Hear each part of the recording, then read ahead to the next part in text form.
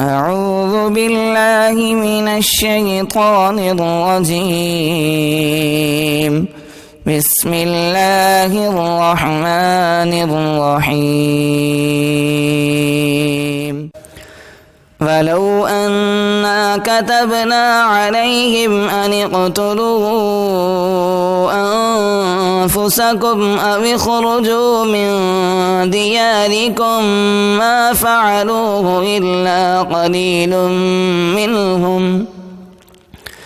ولو أنهم فعلوا ما يوعظون به لكان خيرا لهم وأشد تثبيتا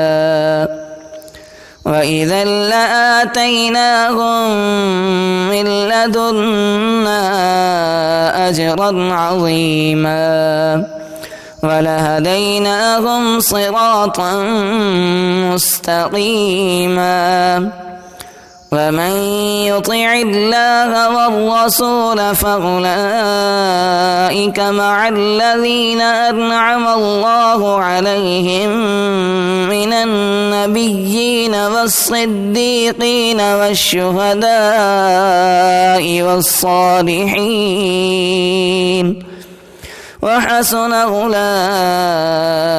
رفيقا ذلك الفضل من الله وكفى بالله عليما يا أيها الذين آمنوا خذوا حذركم فانفروا ثبات أو انفروا جميعا وإن منكم لمن ليبطئن فإن أصابتكم مصيبة قال قد أنعم الله علي إذ لم أكن معهم شهيدا ولئن أصابكم فضل من الله ليقولن كأن لم تكن بينكم وبينه مودة يا ليتني كنت معهم فأفوز فوزا عظيما فليقاتل في سبيل الله الذين يشرون الحياة الدنيا بالآخرة ومن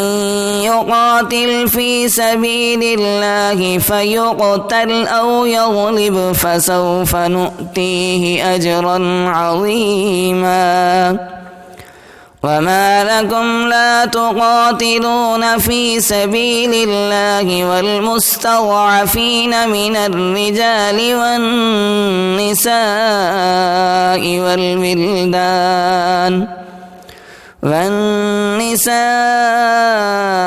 والولدان الذين يقولون ربنا أخرجنا من هذه القرية الظالم أهلها واجعل لنا من لدنك وليا واجعل لنا من لدنك نصيرا الذين آمنوا يقاتلون في سبيل الله والذين كفروا يقاتلون في سبيل الطاغوت فقاتلوا أولياء الشيطان إن كيد الشيطان كان ضعيفا। ये वीडियो आपकी खिदमत में लर्न कुरान वेब की जानिब से पेश की जा रही है। अगर आप भी घर बैठे कुरान मजीद की तालीम हासिल करना चाहते हैं तो हमसे राब्ता करें।